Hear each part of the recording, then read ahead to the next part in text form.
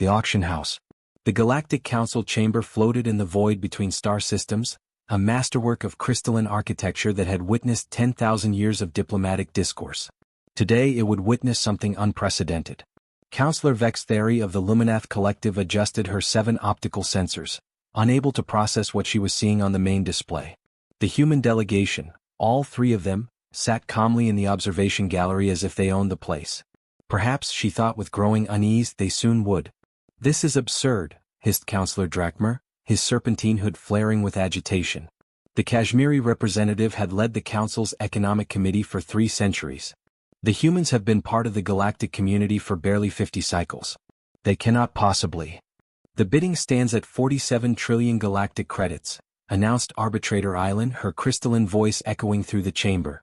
The arbitrator was one of the ancient Resonari, beings of pure energy who had overseen council proceedings since its founding. Even she seemed unsettled. In the observation gallery, Kieran Voss leaned back in his chair, a slight smile playing at the corners of his mouth. The human economist was unremarkable by galactic standards. No scales, no extra limbs, no bioluminescence. Just a man in a simple gray suit with calculating blue eyes. Beside him, Dr. Amara Chen studied her tablet, running final calculations. Her expertise in xenoeconomics had made her the youngest tenured professor at the Terran Academy before she'd been recruited for this mission. The third human, Commander Zeph Arkwright, former military strategist turned diplomatic attaché, simply watched the alien council members with the patience of a predator. "Should we be concerned they look ready to bolt?" Amara whispered. "Let them squirm," Kieran replied quietly. "We're just getting started." The crisis had begun 6 months ago when the Council's primary financial institution, the Consortium Vault, had collapsed. Millennia of accumulated debt, leveraged investments in failed colony ventures, and a catastrophic speculation bubble in dark matter futures had left the galactic government technically bankrupt. The Council had been forced to do the unthinkable, auction off assets. It started small. Mining rights to dead systems. Decommission jump gates. Old listening posts on the galactic rim. But as the debt spiral continued, the auctions grew more desperate. Trade route monopolies. Entire sectors of bureaucratic control. Voting rights themselves. The established species, Luminath, Kashmiri, Vorkan, Zenthri, had initially dominated the bidding, buying back their own influence. But their treasuries were depleted by the same economic collapse. They'd expected the auctions to end, for some compromise to be reached. They hadn't counted on humanity. Terra had joined the Galactic Council during the recovery from the Vorkan War, a conflict that had devastated a third of known space. Humans had been regarded as useful shock troops, aggressive, adaptable, but ultimately unsophisticated. A species that excelled at violence but little else. What the Council had failed to notice was what humanity did after the war. While other species rebuilt their fleets and fortresses, humans rebuilt markets. They studied the galactic economy with the same intensity they'd once studied warfare. They identified inefficiencies, exploited arbitrage opportunities, and accumulated wealth with ruthless efficiency. Earth's corporations hadn't been hampered by the same debt structures as the ancient galactic institutions. Human economists, unshackled from traditional galactic financial theory, had pioneered aggressive new investment strategies. Within 2 decades, Terran investment funds controlled substantial positions in hundreds of systems. But they'd kept quiet about it. Let the Council continue to see them as useful barbarians. Until today. "We have a new bid," Island announced. "The Terran Consortium offers 50 trillion credits for Lot 347. Shocked silence filled the chamber. Lot 347 wasn't mineral rights or a trade route. It was something far more valuable. A permanent seat on the Council High Command with full veto authority over military deployments. Counselor Vex Theory sensors flickered in distress. "This is unprecedented. The High Command seats have been held by founding species for 10,214 cycles," Kieran interrupted smoothly, his voice carrying through the chamber via the translation matrix. "We've read the histories, Counselor. We've also read the auction terms. All assets are available to the highest bidder. No exceptions." Drachmer slithered forward, his hood fully extended now. "You dare to buy military authority? Your species has been spacefaring for less than a century. You have no right." "We have exactly the right the Council granted us when it opened these auctions," Amara interjected, her voice calm but firm. "The right of payment. Unless you'd like to match our bid?" The Kashmiri counselor's silence was answer enough. The voting began. By council law, once a bid stood unchallenged for a full cycle, it was binding. Kieran watched the timer count down, studying the alien faces around him.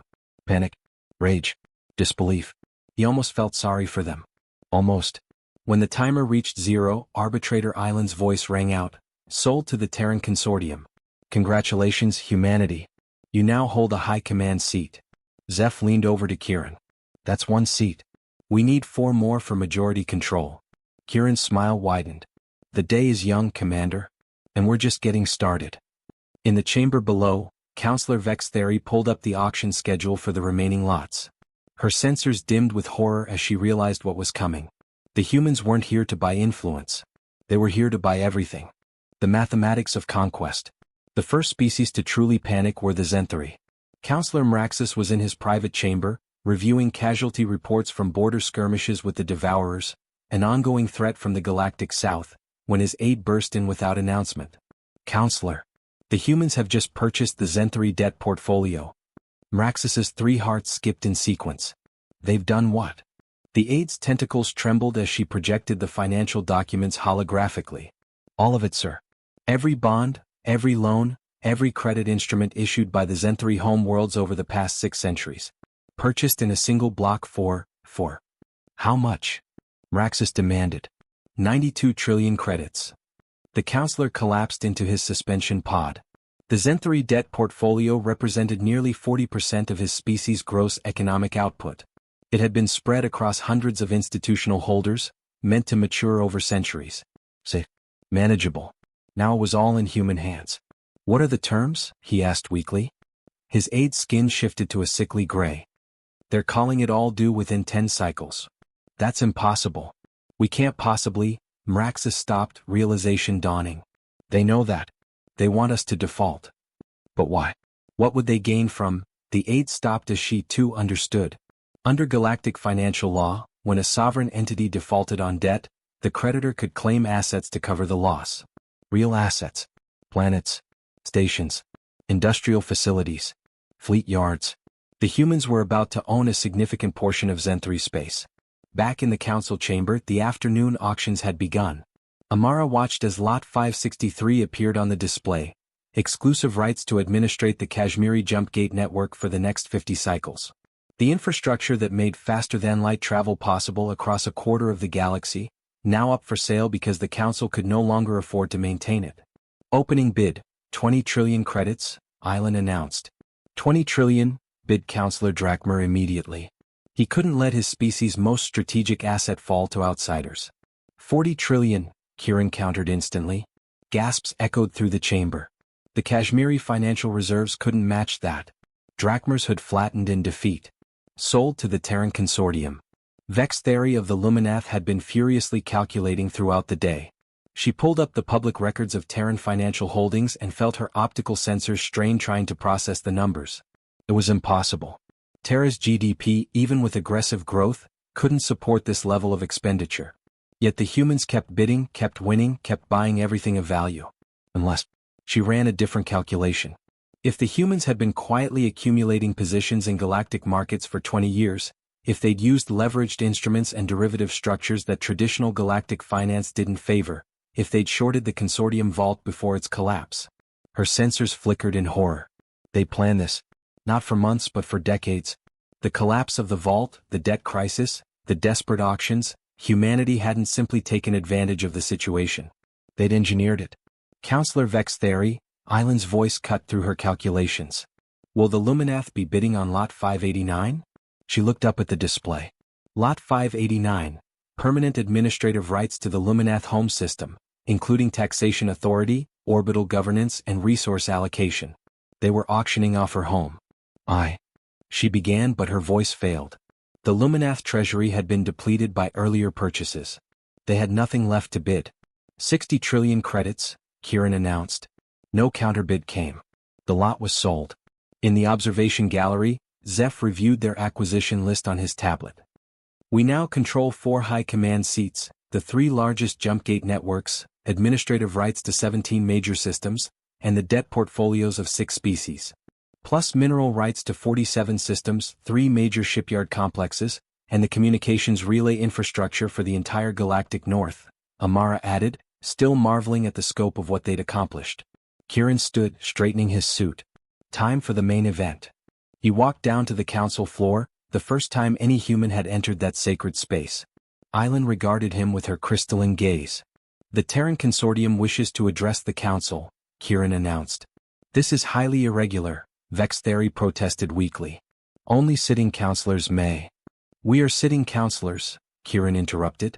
We own 4 high command seats. That grants us floor privileges.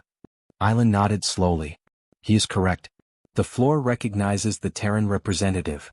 Kieran looked around at the assembled aliens. Some angry, some frightened, all defeated. We are prepared to make an offer for the final lot of the day, he announced. We wish to bid on Lot 847. Confused murmuring filled the chamber. Lot 847 hadn't been scheduled for today. There is no Lot 847, Drakmer hissed. There is now, Amara said, joining Kieran on the floor. She projected a holographic document. According to Article 7, Section 14 of the Auction Charter, creditors may petition for additional lots if they can demonstrate insolvency risk. We hold sufficient debt across council species to create systemic risk, Kieran continued. Under the Charter, we can petition to auction the council's primary decision-making authority to ensure debt recovery. The chamber erupted in chaos. You cannot auction democracy itself. Vextheri shouted. We're not auctioning democracy, Amara replied calmly. We're auctioning administrative control. The council votes will continue. But the execution of those votes, the actual administration of council decisions, that can be purchased. Island's energy form flickered uncertainly. In 10,000 years, nothing like this had ever been attempted. What is your bid? The arbitrator asked quietly. 200 trillion credits, Kieran announced. For complete administrative control of the Galactic Council for a period of 50 cycles. Ridiculous. Raxus shouted. No one has that kind of. We do, Zeph said, transmitting financial verification codes. We have exactly that much. The verification protocols ran. The codes were valid. Silence fell across the chamber as the reality set in. Kieran looked at each counselor in turn. You can counterbid, of course. Pool your resources. Match our offer. Or. He paused. You can accept the inevitable. The age of the old council is over. The age of Terra has begun. The voting timer began its countdown. No counterbid came. The resistance. 3 days after the auctions ended, the Kashmiri resistance made its move. Commander Sareth had been planning this for 72 hours, ever since it became clear that humanity had effectively purchased the Galactic Council. His strike team consisted of 12 of the finest Kashmiri shadow warriors, specialists in infiltration and assassination. Their target, Kieran Voss in his temporary quarters aboard the council station. Sareth's team bypassed security with practiced ease. The council station's defenses had been designed to prevent fleet attacks, not internal threats. They'd never needed to protect against their own kind. They entered Voss's quarters to find the human sitting calmly at a desk, reviewing documents on a holographic display. He didn't even look up. You're 3 minutes late, Kieran said mildly. I expected you at 0300 hours. Sareth froze. How did you know you were coming? Kieran finally looked up, his blue eyes cold. Commander Sareth, veteran of the Vorkan War, decorated for valor, currently seconded to Councillor Drakmer's security detail. You've been planning this since the debt portfolio sale. He tapped his display and the room's lights came up. Sareth's team suddenly realized they were surrounded by shimmer-suited human soldiers, weapons trained on every Kashmiri. We've been monitoring internal communications since we arrived. Amara's voice came from a doorway. She stepped into view, flanked by 2 guards. Did you really think we'd purchase the council without proper security? Sareth's hood flared in defiance. You cannot buy us. You cannot buy our loyalty, our pride, your freedom? Kieran stood. Commander, we don't want to buy your freedom. We want to give it back to you. Confusion flickered across Sareth's face. Zeph entered from another door, carrying a data slate. Commander Sareth, you fought in the Vorkan War. 17 major engagements, including the defense of Kashmiri Prime. You personally saved 3,000 civilians during the evacuation of the Southern Territories. What does that have to do with? You were promised a veteran's pension, Zeph continued. Full medical care, colony rights, education subsidies for your offspring. Do you know why you never received them? Sareth said nothing. Because Counselor Drakmer's government diverted those funds, Amara said softly. For 20 years, veteran benefits were redirected to pay interest on the very debt we just purchased. Your service, your sacrifice, it was sold to cover poor financial decisions you had no part in making. She projected financial records. Here. See for yourself. Sareth stared at the documents, his hood slowly flattening. Numbers didn't lie. His government had betrayed him. This is. He began struggling with the revelation. Systemic, Kieran finished. And it's not just the Kashmiri. Every council species has been cannibalizing its own population to service debts that the leadership accrued. The Luminath education system? Defunded to pay bondholders. The Zenthri healthcare networks? Privatized and sold off. The Vorkan cultural preservation programs? Eliminated entirely. He walked toward Sareth, hands open and non-threatening. We didn't buy the council to enslave you, Commander. We bought it to free you from the ones who already had. In the council chamber, emergency sessions had been running continuously since the auctions ended. Vextheri was arguing passionately against ratification of the human purchases. This is nothing less than a coup, she declared. A financial takeover of our entire civilization. Is it, though? A voice called from the gallery. A Luminath civilian had somehow gained access to the proceedings. Miraeth, a professor of galactic history from the outer colonies, stood and addressed the council directly. Counselor Vextheri, I've read the terms of the Terran purchase. Have you? I don't need to read predatory. They're canceling the debts, Miraeth interrupted. All of them. The Zenthri debt portfolio? Forgiven. The Kashmiri infrastructure loans? Forgiven. The Luminath educational bonds? Forgiven. Stunned silence. That's impossible, Mraxus whispered. They paid trillions for those instruments. And they're writing them off, Miraeth continued. Furthermore, they're proposing a complete restructuring of the council taxation system. No more tithing to service debt interest. No more austerity measures. The administrative fees they're charging for council management are actually lower than what we were paying in debt service. Vextheri pulled up the documents, her sensors racing through the details. It was true. All of it. But why, she asked. What do they gain? Kieran's voice came through the chamber's communication system. May I address that question, Counselor? Island nodded, and Kieran's image appeared holographically at the center of the chamber. What do we gain? He repeated. Let me tell you a story about Earth. 300 years ago, before we reached the stars, our planet was divided into competing nations. We fought wars over resources, territory, ideology. We nearly destroyed ourselves multiple times. He paused, letting that sink in. What saved us wasn't military victory or technological breakthrough. It was economic integration. When nations became so financially interconnected that war became economically suicidal, we finally achieved peace. Not through force but through mutual prosperity. Amara's image joined his. We studied the Galactic Council for 20 years before making our move. We watched species compete, fight, and sabotage each other while the Council's leadership grew fat on debt interest. We saw the same patterns that nearly destroyed Earth. So we decided to do something about it, Zeph added, his image completing the human triumvirate. But we knew we couldn't just propose reforms. The established powers would block any change that threatened their control. So we had to buy that control first. Kieran looked directly at Vextheri. Counselor, you asked what we gain. We gain what Earth gained 3 centuries ago, stability through mutual prosperity. A galaxy where species cooperate because it's profitable, where conflict is too expensive to contemplate, where everyone has a stake in everyone else's success. We gain peace, Amara said simply. Drakmer's hood fluttered uncertainly. And you expect us to simply trust you? To believe that you're doing this out of, what, altruism? Not altruism, Kieran corrected. Enlightened self-interest. A peaceful, prosperous galaxy is good for business. War is expensive. Debt spirals are expensive. Maintaining exploitative systems is expensive. We ran the numbers. Cooperation is simply more profitable. Back in Kieran's quarters, Commander Sareth was still processing everything he'd learned.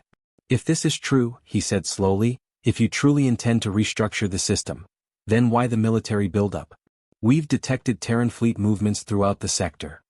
Because not everyone will agree peacefully, Zeph said bluntly. There are entities that profit from the current chaos. The Devourer incursions from the south? They're not random raids. Someone's been funding them, using them to destabilize border regions. He projected star charts. We've traced weapons sales, supply chain logistics. Someone on the council has been profiting from keeping the frontier in chaos. Who? Sareth demanded. That's what we need your help to discover, Amara said. Commander, we're offering you a choice. You can continue to serve a government that betrayed you, or you can help us build something better. Sareth looked at his team. They'd come here as assassins. They were being offered the chance to be liberators. What do you need? He asked finally. The deep pockets. The revelation came from the most unlikely source, a Vorkan accountant named Taurix. He arrived at the human delegation's headquarters in the dead of cycle night, clutching a data core to his chest with 3 of his 6 arms. The others trembled visibly. I need to speak with Economist Voss, he whispered to the guard. Within minutes, Taurix sat across from Kieran, Amara, and Zeph in a secured conference room. The Vorkan's exoskeleton was dull with stress, his antenna drooping. I've been the assistant comptroller for the Vorkan Territorial Administration for 40 years, Taurix began, his mandibles clicking nervously. I've been keeping 2 sets of books. Kieran leaned forward. Go on. The official records show standard taxation revenue, infrastructure spending, defense budgets. But there's another set of transactions. Hidden. Encrypted. I only discovered them by accident 5 years ago. He placed the data core on the table. This contains proof that Councillor Vextheri and 3 other council members have been embezzling funds for decades. Trillions of credits redirected through shell corporations to fund the Devourers, Amara finished, her face grim as she reviewed the data. Taurix's antenna dropped completely. How did you know? We suspected, Zeph said. The Devourer raids have always been too well coordinated, too well supplied. Someone with access to council intelligence had to be guiding them. Kieran studied the financial trails on his display. But why? What did Vextheri and the others gain? Chaos, Taurix explained. Every Devourer raid justified increased defense spending. Defense contracts that went to companies they secretly owned. They've been manufacturing the threat to profit from the solution. He pulled up another document. It gets worse. The consortium vault collapse? It wasn't market forces. They engineered it. Vextheri's faction deliberately crashed the galactic economy to create the debt crisis. So they could buy up assets during the auctions, Amara realized. They expected to be the only ones with available capital. Until you outbid them, Taurix confirmed. You weren't supposed to exist. Humanity was supposed to be too new, too unsophisticated to understand galactic finance. But you did. And now they're desperate. Zeph pulled up military intelligence reports. How desperate? The Devourer fleet is massing at the southern frontier. 50,000 ships, the largest force they've ever assembled. And according to these files. Taurix's voice broke. They're not raiders. They're a council Black Ops fleet. Vextheri's personal army, disguised to look like pirates. The room fell silent as the implications sank in. They're going to attack the council station, Kieran said quietly. Blame it on the Devourers, use the chaos to invalidate our purchases and seize control back. When? Amara demanded. Taurix checked his data. 3 days. The fleet will emerge from jump space directly adjacent to the station.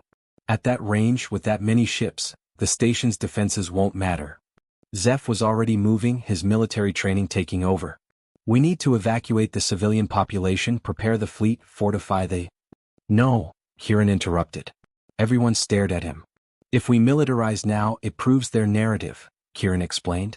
Humanity, the aggressive newcomers, building an army to enforce their economic takeover. The moderate council members will turn against us. Then what do you propose? Zeph asked. We let them attack? No. Kieran's smile was cold. We buy them. 24 hours later, Councillor Vextheri received a private communication request from Kieran Voss. She almost deleted it, but curiosity won out. Kieran's image appeared, seated in what looked like an observation deck overlooking a massive shipyard. Councillor, I thought you'd like to know that we've just completed a rather significant purchase. I have no interest in your financial games, human. Not even when the purchase involves the Omega Syndicate? Vextheri's optical sensors focused sharply. The Omega Syndicate was the shell corporation that controlled the Devourer fleet. How did he? We know, Councillor, Kieran said softly. We know about the embezzlement, the manufactured raids, the engineered economic collapse. We know everything. You can't prove.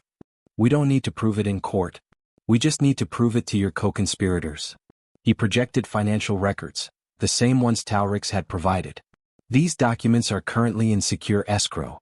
If anything happens to the human delegation, they'll be automatically released to every media outlet in the galaxy. Vextheri's sensors dimmed. What do you want? The same thing I've always wanted, peace through prosperity. But you've made that complicated. He stood and the camera followed him to a viewport. Beyond it, Vextheri could see hundreds of human warships. We've purchased the Omega Syndicate, Kieran continued. All of it. The ships, the soldiers, the infrastructure. Your private army is now our private army. That's impossible. The Syndicate isn't for sale. Everything is for sale, Counselor.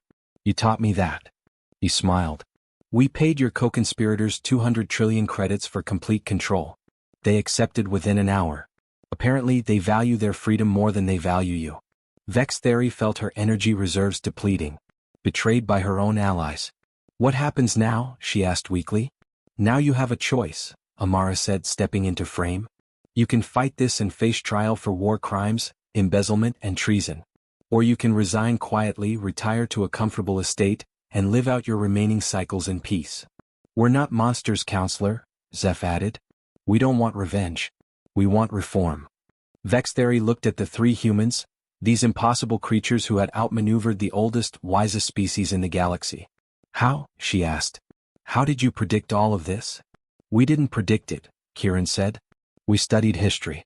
Every empire, every power structure, every economic system follows patterns. You thought you were playing a new game. But you were really playing one as old as civilization itself. He leaned closer to the camera. The difference is we've played this game before. We've been the exploiters and the exploited. We've built empires and watched them fall. We've learned, Counselor. And we've learned one fundamental truth. What truth? Vextheri whispered. That greed is predictable, Amara answered. And predictable things can be purchased. The communication ended, leaving Vextheri alone with her thoughts. 2 days later, she submitted her resignation to the council, citing health reasons. 3 other counselors followed within hours. The Devourer fleet dispersed peacefully when their new human commanders ordered them to stand down. And in the council chamber, Arbitrator Island convened an emergency session to address the power vacuum. The council requires new leadership, she announced. Nominations are now open. Commander Sereth, newly appointed as the Kashmiri representative after Drakmar's quiet resignation, stood. I nominate economist Kieran Voss of Terra as council administrator. The vote was unanimous. The Reformation. Kieran's first official act as council administrator was to abolish his own position. The announcement came during his inauguration ceremony, and it sent shockwaves through the assembled delegates. I didn't buy the council to rule it, he explained to the stunned chamber. I bought it to fix it. And that starts with restructuring how power works here. Amara projected a holographic organizational chart. For 10,000 years, the council has operated on a system where ancient species held permanent seats, newer species held provisional status, and the truly young species, like humanity, were barely tolerated. This system was designed to preserve stability, Zeph continued. But stability became stagnation. The old powers used their positions not to govern but to exploit. So we're implementing a new structure, Kieran announced. The council administrator position is dissolved. In its place, we're creating a rotating executive committee. Every species, regardless of age or influence, will have equal opportunity to lead. Murmurs of disbelief rippled through the chamber. Furthermore, Amara added, we're implementing term limits. No individual can hold a council position for more than 10 cycles. No species can hold a high command seat for more than 50 cycles consecutively. This is madness, Mraxus protested. The council requires experienced leadership. You cannot simply rotate power among species who lack. Who lack what, Counselor? Kieran interrupted. The wisdom of age. The Zenthri are 3,000 years older than humanity, yet you nearly bankrupted your species through poor financial planning. Age doesn't guarantee wisdom. He walked to the center of the chamber. Every species here has something to offer. The Kashmiri have unmatched strategic thinking. The Luminath have incredible technological innovation. The Vorkan have cultural preservation expertise. Even the younger species, the Terillians, the Morphics, the Kalesh, bring fresh perspectives and new solutions. But they've never held power, Vextheri's replacement, Counselor Lyros, argued. How can they govern without experience? How did we get experience? Amara countered. By governing. You create experience by giving opportunity, not by hoarding power. Zeph activated another display.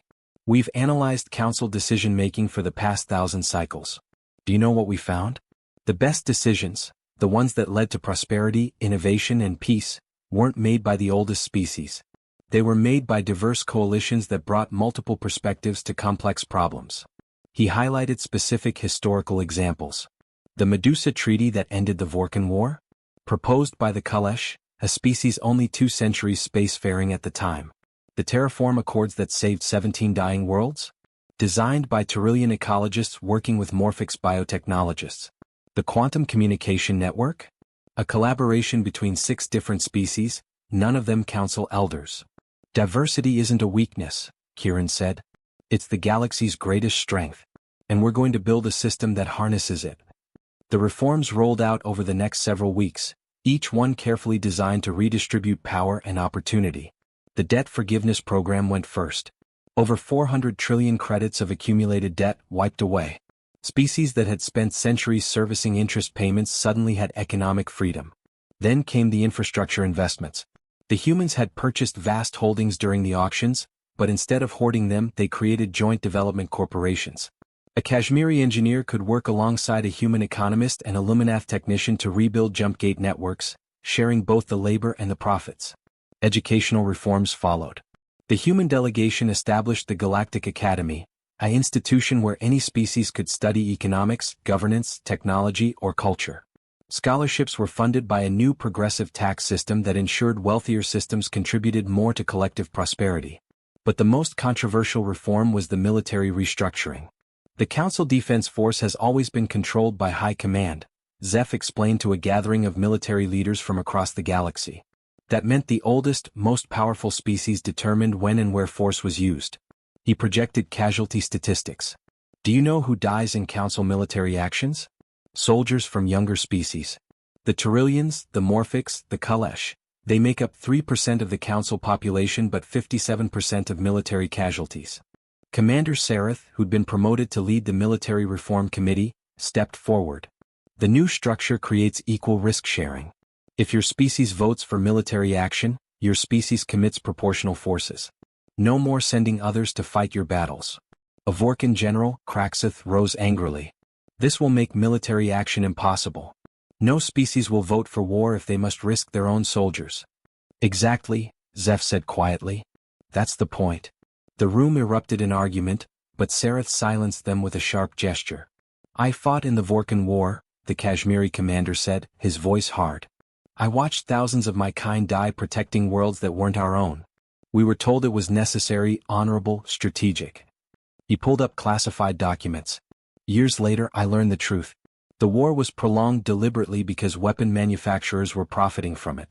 The same council members who gave speeches about honor and duty were collecting dividends from companies selling ammunition to both sides. The room went silent. War should be the last resort, Sereth continued. It should be so difficult, so costly, so personally risky that leaders exhaust every alternative first. That's what this reform ensures. Over the following weeks, similar scenes played out across every council department.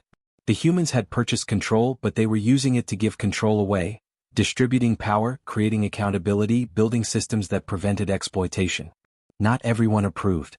In a private estate on the Luminath home world, several displaced council members gathered in secret. Lyros, the new Luminath counselor, presided over the meeting. The humans are dismantling everything our ancestors built, she said bitterly. They're redistributing our wealth to species who haven't earned it, added Mraxus, who'd resigned rather than accept the new term limits. A Vorkan industrialist named Vexker leaned forward. They've also made enemies. The weapon manufacturers, the debt holders, the construction cartels, all the entities that profited from the old system. They're angry and they're willing to act. What are you proposing? Lyros asked. A counter-reformation, Vexker said. We can't beat the humans militarily or economically, but we can beat them politically. We turn public opinion against them, make them look like tyrants forcing unwanted change. Then we vote them out using their own democratic reforms. Mraxus nodded slowly. It could work. Many species are uncomfortable with such rapid change. If we can harness that discomfort. We'll need resources, Lyros warned. The humans monitor financial transactions closely now. Vexker smiled, mandibles clicking. I still have access to off-book funds the humans haven't discovered. Enough to finance a comprehensive campaign. They began planning, unaware that their secure communication network had been compromised months ago. In the human delegation headquarters, Amara reviewed the transcript of the meeting. They're moving faster than we anticipated, she said to Kieran. Good, Kieran replied. Better to face this opposition now, while we're still implementing reforms, than later when they've had time to properly organize. You want them to move against us? I want them to reveal themselves, Kieran corrected. Let them build their coalition, make their arguments, gather their support. Then we'll show the galaxy exactly what they're fighting to preserve. He pulled up his own files. Decades of evidence documenting corruption, exploitation, and systematic abuse by the old council leadership. They think this is about economics or politics, Kieran said. They don't understand that it's about justice. And justice, properly presented, is the most powerful force in the galaxy. The uprising. The protest began peacefully enough. Thousands of Luminath citizens gathered in the central plaza of their capital city, holding signs demanding the restoration of traditional council authority. Similar demonstrations erupted on Zenthari Prime, the Kashmiri homeworlds, and dozens of other systems. The message was consistent: sovereignty, not slavery. Our systems, our rules. Humanity, go home. Lyros stood on a platform addressing the Luminath crowd, her 7 optical sensors gleaming with righteous fury. For 10,000 years our species has guided the galaxy, she declared. We built the council, established the laws, created the prosperity that all species enjoy. And now, these newcomers, these humans who've barely left their own star system, presume to tell us how to govern ourselves. The crowd roared approval. In a broadcast studio on Zenthari Prime, Mraxus gave interviews to every media outlet that would listen. The humans speak of equality, but what they've created is tyranny. They purchased our sovereignty with credits they obtained through market manipulation. This isn't reform, it's conquest dressed in economic language. Across the galaxy, public opinion began to shift. The initial gratitude for debt forgiveness was fading, replaced by growing resentment at the pace of change. The humans had moved too fast, disrupted too much, challenged too many traditions. Kieran watched the protests from his office, his expression unreadable. We should respond, Amara urged. Counter their narrative before it takes root. Not yet, Kieran said. Let them talk. Let them gather supporters. Let them feel confident. They're turning the galaxy against us. No, Kieran corrected. They're forcing everyone to choose sides. That's different. On the council station, Commander Sareth was dealing with a more immediate crisis. 3 of his junior officers had deserted, claiming they couldn't serve under human authority. They're Kashmiri patriots, explained Lieutenant Veshtar, who remained loyal. They believe we're betraying our heritage by cooperating with the humans. Sareth studied the deserters' files. All 3 had families in debt, all 3 had been passed over for promotion under the old system, all 3 had filed complaints about corruption that had been ignored by Drakmer's administration. They're not patriots, Sareth said quietly. They're victims who've been convinced to defend their victimizers. He activated a communication channel to the deserters' last known location. Officers Krenth, Savara, and Dex. This is Commander Sareth. I'm not ordering you to return. I'm asking you to listen. A pause, then Krenth's voice came through. We won't betray our people, Commander. Neither will I, Sareth replied. That's why I'm working with the humans. Krenth, do you remember the Battle of 7th Gate? Of course. We held that position for 40 days against impossible odds. We were promised medals, commendations, veteran benefits. Do you remember what we actually received? Silence. Form letters, Sareth continued, thanking us for our service and explaining that budget constraints prevented any actual compensation. Do you know where that budget went, Krenth? He transmitted financial records. To pay interest on loans taken out by Councillor Drakmer to finance his personal estates. Your sacrifice, your valor, your loyalty, it was monetized to pay for mansions you'll never see.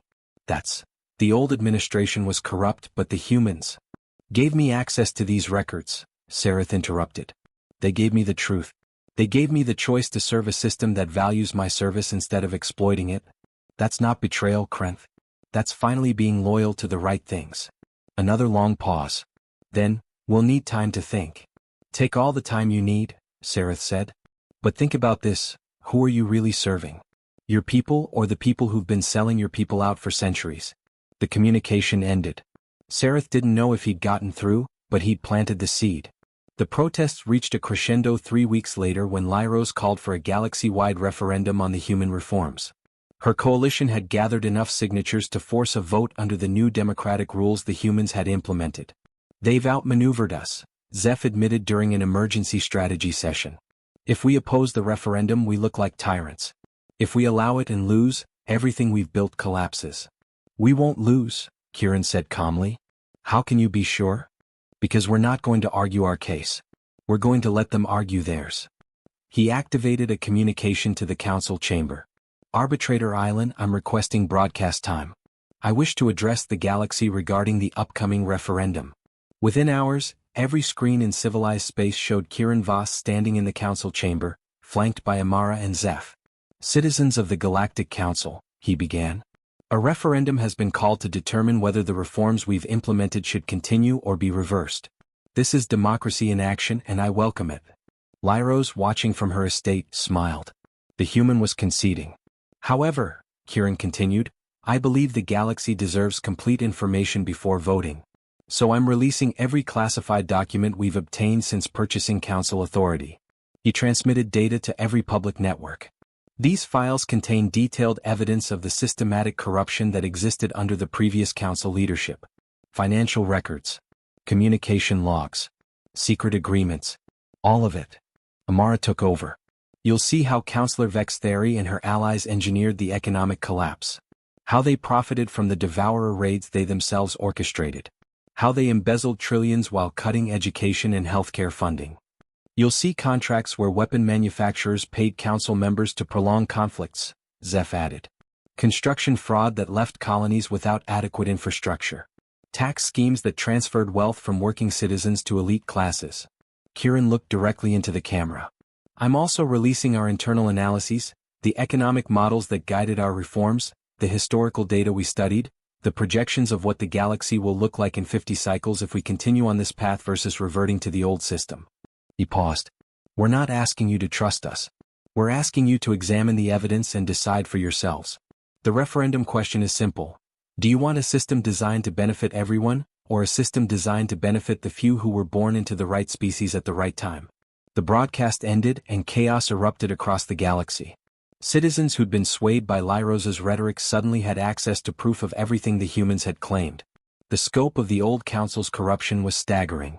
Ordinary people began to understand that the traditional authority being defended was the same authority that had been exploiting them for millennia. In the Luminath Plaza, protesters started reading the documents on their personal devices. The mood shifted from angry to horrified.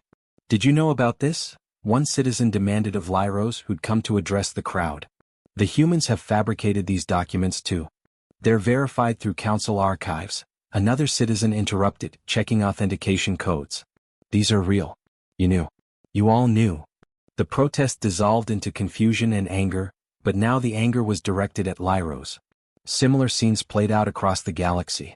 The Counter-Reformation collapsed as its leaders were confronted with evidence of their complicity in the old system's crimes. 3 days before the referendum, Mraxus contacted Kieran privately. "You've won," the former Zenthari counselor said bitterly. "The referendum will pass by a landslide." "This was never about winning, counselor," Kieran replied. "It was about truth. You manipulated us. Gave us just enough rope to hang ourselves. I gave you the opportunity to make your case honestly. You chose deception instead. That's not manipulation, that's consequence." Mraxus was silent for a moment. "What happens to us now? The old leadership?" "That depends on you," Kieran said. "The galaxy needs to decide what justice looks like. Some of your colleagues committed actual crimes. They'll face trial. Others, like you, simply maintained a corrupt system without personally profiting from its worst aspects. So what's my fate? You get to live with the knowledge of what you enabled," Kieran said. "You get to watch the galaxy become what it should have been if you'd been brave enough to change it yourselves. That's punishment enough." The referendum passed with 87% approval. The reforms would continue. But Kieran knew the real work was just beginning. The new dawn. 5 cycles later, the Galactic Council had transformed beyond recognition. The council chamber, once a solemn monument to ancient authority, now bustled with representatives from over 200 species. Where the old high command seats had sat empty except for ceremonial occasions, rotating executive committees now met daily to address the galaxy's challenges. Kieran Voss stood in the observation gallery, watching a debate between a Terrillian trade minister and a Morphix agricultural specialist about water rights in a disputed system. The discussion was passionate but respectful, grounded in facts and mutual benefit rather than political maneuvering. "Beautiful, isn't it?" Amara said, joining him at the railing. "It's messy," Kieran replied with a slight smile. "Chaotic. Inefficient. Democracy usually is. And yet it works." Below them, the Terrillian and Morphix reached a compromise, a joint water management authority with equal representation and shared profits. The chamber erupted in applause. Zeph approached from behind. The final audits came back. The council's operating budget is 43% lower than under the old system, and satisfaction ratings are at historic highs. "Because we're not siphoning money into hidden accounts," Amara noted. "Also because people actually believe the system works for them now," Zeph added. "That's worth more than any amount of efficiency." A young aide approached nervously. "Administrator Voss? There's a situation developing at the southern frontier." Kieran frowned. "The Devourers?" "No, sir. It's the Kalash. They've discovered a massive deposit of zero-point energy crystals in unclaimed space. 3 other species are also claiming territorial rights. In the old days this would have led to conflict. Military posturing, threatening rhetoric, possibly war." "What's the council's recommendation?" Kieran asked. "Ambassador Taurix suggests an immediate summit with all claimant species to establish a joint mining operation with profit sharing based on investment and labor contribution." Kieran smiled. "Taurix has come a long way from being a timid accountant." "He's not the only one who's changed," Amara observed. She was right. Across the galaxy, the reforms had created ripple effects that continued to surprise them. The Kashmiri, freed from crushing debt, had redirected resources into arts and culture. The Luminath, no longer needing to maintain pretenses of superiority, had partnered with younger species on technological research. Even the Zenthari, initially resistant to change, had embraced their role as historical preservationists, documenting the mistakes of the past to help prevent their repetition. But not everything was perfect. "We've received another threat from the Void Collective," Zeph said quietly, referring to a group of species from beyond the galactic rim who'd begun raiding frontier settlements. "Still refusing diplomatic contact? They view the council as a corrupt institution. They don't believe our reforms are genuine." Kieran nodded. "Then we'll have to show them. Commander Saratha's fleet is stationed nearby. Have him offer humanitarian aid to the affected settlements, Void Collective settlements included. No military action unless absolutely necessary." "That could be seen as weakness," Zeph warned. "Or as strength," Kieran countered. "Military force is what the Void Collective expects. Compassion will confuse them. And confused enemies make mistakes." 3 months later, a Void Collective delegation arrived at the council station. Their leader, a crystalline entity named Quarix, regarded Kieran with barely concealed hostility. "Your forces provided aid to our colonies when they were struck by the plasma storms." "Why?" "Because people were suffering," Kieran said simply. "That's reason enough. You expect something in return. Tribute, allegiance, subordination. I expect you to remember the gesture when you're deciding how to interact with us," Kieran replied. "But no, we don't require payment for doing the right thing." Quarix's crystalline structure refracted light in patterns that Amara's translator identified as deep skepticism. "The old council would never have." "The old council is gone," Kieran interrupted. "We're building something different. You can join us, trade with us, ignore us, or oppose us. Those are your choices. But understand this. We will continue to help people in need, including your people, regardless of which option you choose." The Void Collective delegation departed without committing to anything, but they also didn't resume their raids. 6 months later, they requested observer status at the council. A year after that, they applied for provisional membership. The galaxy was changing. In a small cafe on Terra, 3 humans sat reviewing their work. Kieran, Amara, and Zeph had returned to Earth for the first time in 5 cycles, ostensibly for rest but really to assess how their home world viewed the changes they'd wrought. "The news feeds are calling us empire builders," Amara noted, scrolling through Earth media. "Some people think we've created a new form of human domination." "Have we?" Zeph asked, genuinely uncertain. Kieran considered the question carefully. We purchased control and redistributed it. We accumulated power and gave it away. If that's empire building, it's the strangest empire in history. But we did it using human methods, Amara pressed. Human economic theories, human political philosophy, human notions of justice. Did we save the galaxy or did we colonize it culturally? We offered alternatives, Kieran said. Every species was free to reject our reforms. They chose to accept them because they worked, not because we forced compliance. But we stacked the deck, Zeph pointed out. We manipulated the markets, engineered the auctions, maneuvered the council into a position where our solutions looked like the only options. Kieran took a sip of coffee, a luxury he'd missed during his time in space. Yes, we did. The question is whether the ends justified the means. And did they? Amara asked. Before Kieran could answer, his communicator chirped. A message from Commander Sareth. Administrator, the Kashmiri homeworlds are hosting the first Galactic Cultural Festival. 17 species participating, sharing art, music, cuisine, and traditions.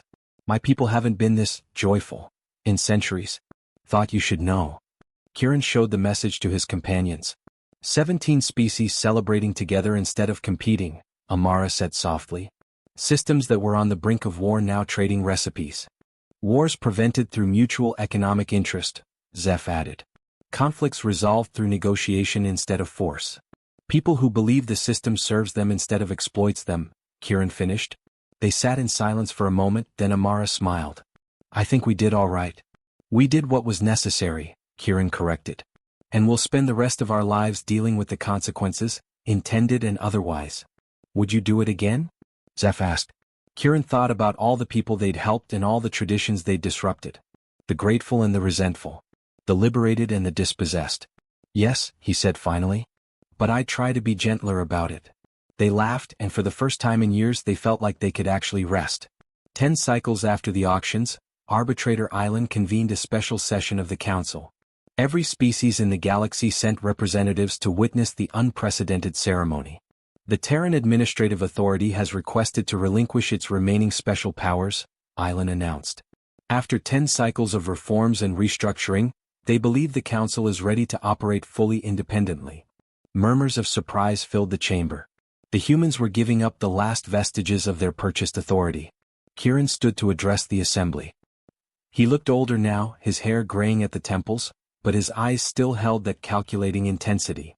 When we purchased the Council, many of you saw it as conquest. Looking back, I understand why. We moved aggressively, disrupted everything, forced change whether you were ready or not. He paused, looking around at the diverse assembly. But conquest implies permanent domination. We never wanted that. We wanted to break a system that was devouring itself and build something better in its place. The question now is whether we succeeded, Amara added, joining him at the podium. Whether the Council can sustain itself without human oversight. The economic metrics say yes, Zeph said, projecting data. GDP growth across all member species. Debt-to-revenue ratios at healthy levels. Infrastructure investment at record highs. Militarily, we've had the longest period of interspecies peace in recorded history. But more importantly, Kieran continued, you've proven you can govern yourselves justly. The rotating executive committee works. The term limits prevent power accumulation. The transparency requirements keep corruption in check. The system functions. He smiled. So we're making it official. Effective immediately, Terra relinquishes all special administrative authority. We return to standard council membership status. One species among many, equal in power and responsibility. The chamber erupted in applause, but Taurix, now the Vorkan Council representative, stood to speak. Before we accept, there's something the Council wishes to address. He gestured to Arbitrator Island. The ancient Resonari's energy form pulsed with what the translators identified as solemn gratitude. The Council recognizes that humanity undertook extraordinary measures to save this institution from collapse. The purchases, the reforms, the redistribution of power, all of it required vision, courage, and a willingness to be unpopular. She paused. Therefore, the Council has voted unanimously to establish the Voss Accords, a constitutional framework enshrining the principles of economic justice, political equality, and peaceful cooperation that guided the Terran reforms. Kieran looked genuinely surprised. We didn't do this for recognition. We know, Commander Sareth said, standing. You did it because it was right. Because you saw a galaxy destroying itself and refused to accept it. The Voss Accords ensure that future generations remember why we changed and what we changed from. They also, Mraxus added, the former counselor had returned as a historical consultant, prevent anyone, including humans, from accumulating the kind of unchecked power that nearly destroyed us. It's a tribute and a safeguard. Kieran looked at Amara and Zeph. Amara had tears in her eyes. Zeph looked uncomfortable with the praise but pleased nonetheless. On behalf of Terra, Kieran said quietly, we accept this honor. And we pledge to uphold these accords as zealously as any species in the Council.